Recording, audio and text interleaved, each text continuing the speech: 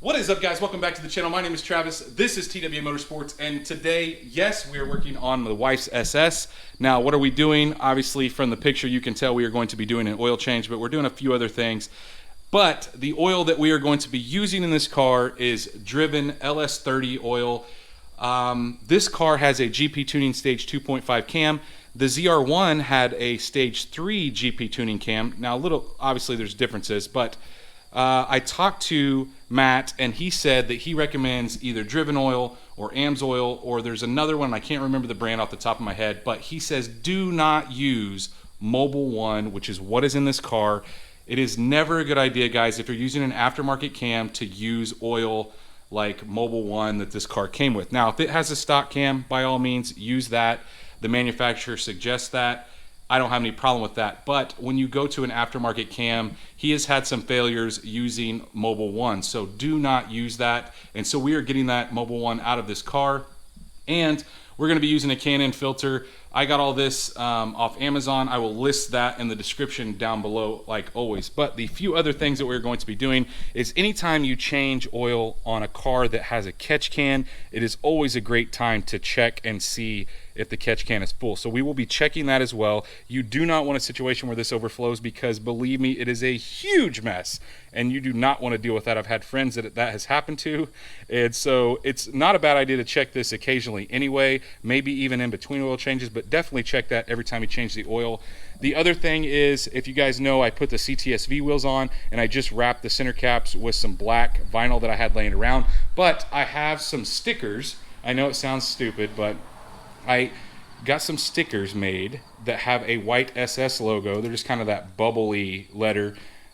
So I'm going to be putting those on as well. Now, I had a couple options when it came to center caps on this. The actual center caps off a new 16 and up SS would fit, but they're red and they don't make a white, and I'm just picky. I think the white looks better, even though it's just a sticker.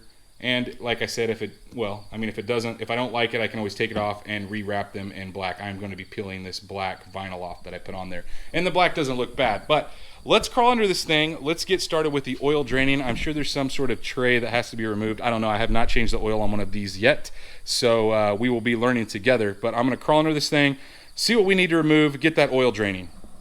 Well, the good news is that, there's no tray to remove. So just a 15 millimeter here to loosen up the oil pan bolt. I've got it up on my race ramps. You would think that a guy that has a lift in his garage could use a lift to do an oil change, but no, he's got other projects tied up on it. So anyway, we're just gonna have to deal with laying on the ground, and the race ramps get it just about high enough for me to crawl under here with one arm and loosen that up. So 15 millimeter, and then the filter's right behind it. Probably gonna go ahead, take the 15 loose, let it drain out, and then we'll grab the filter next.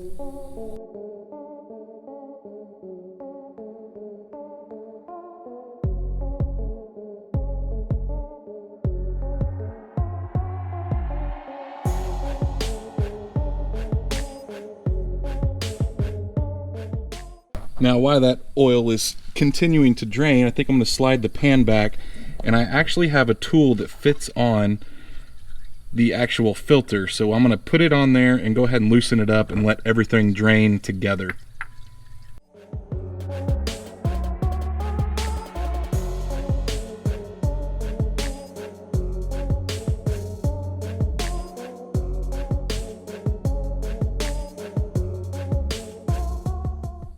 Now, while that oil is draining, I'm going to go ahead and loosen this 10 millimeter that holds this can in place. Normally, you could just screw the bottom off, but I don't have enough room to get the bottom off without removing this. So, knock this off real quick. And the bottom on these just unscrews. And be careful, because a lot of times there's oil in it.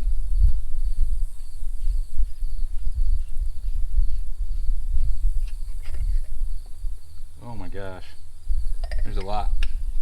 Okay, so I'm gonna go grab a towel to put underneath it when I take it out of the way, and we'll take it out and I'll show you how much is in there.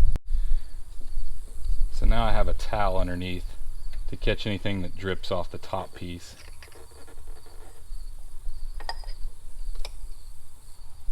Look at all that oil in there. There's probably, I don't know, maybe 4 or 5 ounces of oil in there. That's a lot, guys. Once we have it all cleaned out, good as new, go ahead and screw it back on. Make sure you get it snug. I'm going to wipe it off because my hands are kind of greasy.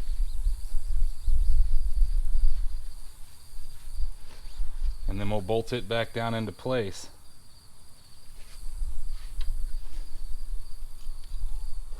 I guess it shares the ground with a couple things up here.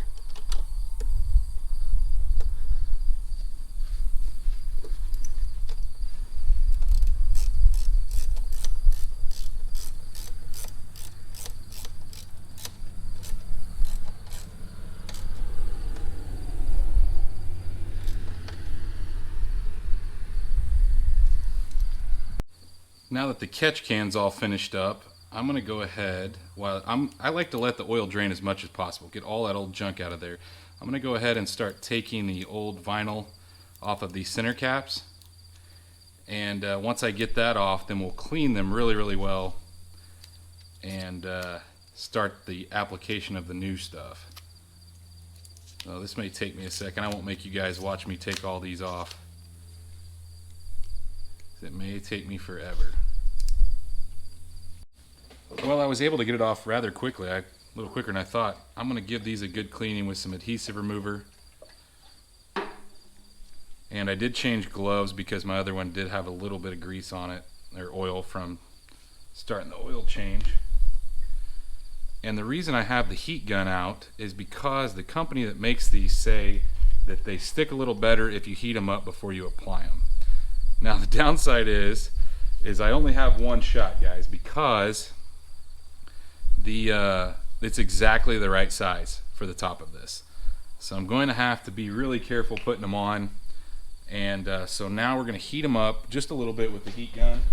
Shouldn't be a big issue. I'm just going to warm them up a little bit, and then we'll try to get them into place.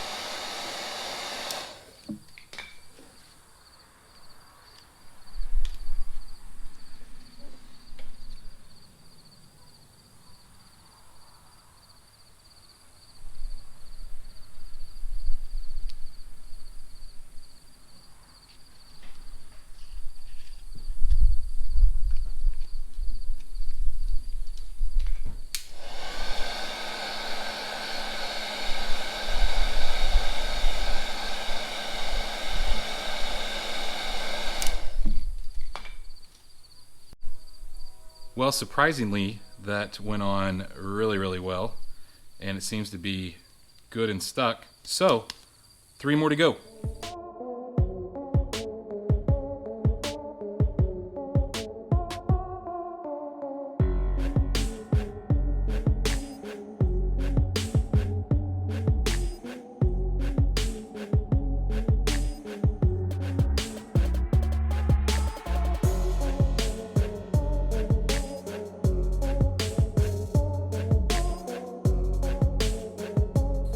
Well, they actually turned out to look pretty good. So let's put these new shiny caps on these really dirty wheels.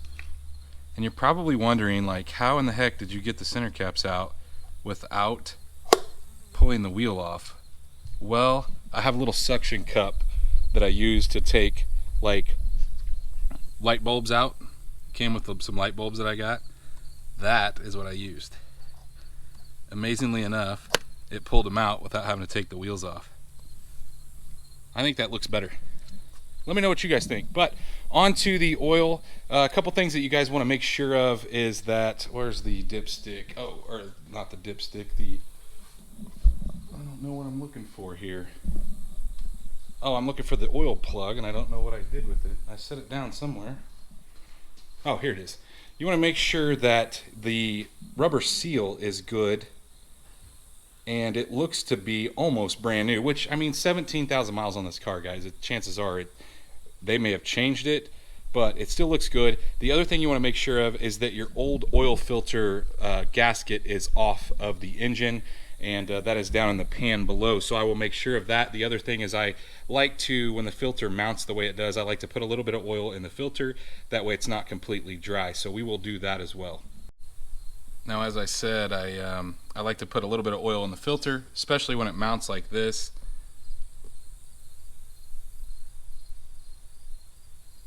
And then I like to use a little bit of that on the ring here. That way it seats nice and easy.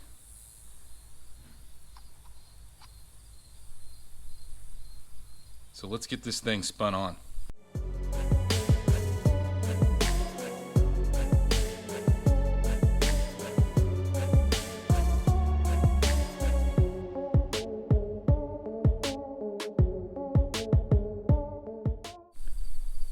Now this thing takes a ton of oil. Once we have all the stuff tightened down below, we're ready to start pouring oil in it. And I'm going to start with 7 quarts plus the rest of what I poured into the filter, and then we'll check it. And if it's close, we'll start it up, make sure everything's good, and then we'll get it off the race ramps and check it again. But let's go ahead and start pouring some oil in this thing.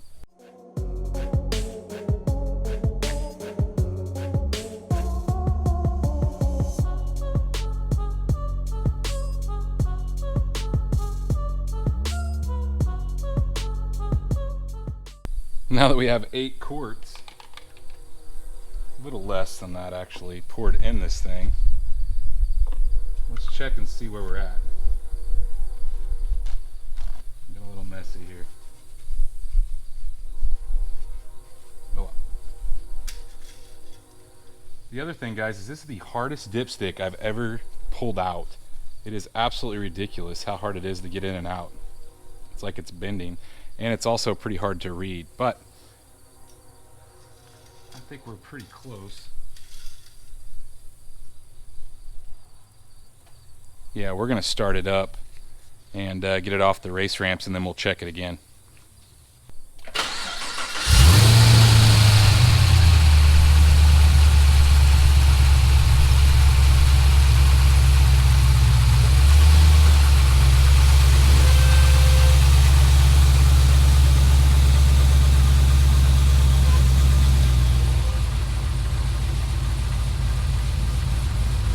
Well, now that we got it off the race ramps, let's check it again, and it's started.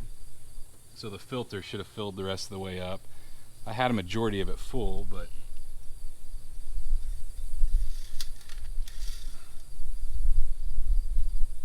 and we are good. All right. Well, I think that is it, guys. I'm going to drive it up the road, and then let's hop in and we'll reset the oil life monitor. Well, the last thing that we need to do, I did drive it up the road, everything is good. We need to reset the oil life monitor. Hopefully you guys can hear me, this car is ridiculously loud. So anyway, on the turn signal stock, which is really weird to me, but this is where they put the menu.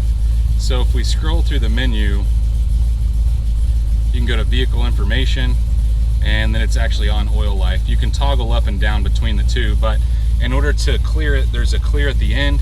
Just hold it down, scroll up to yes, and it is reset. So that wraps up everything that we finished on this car, guys.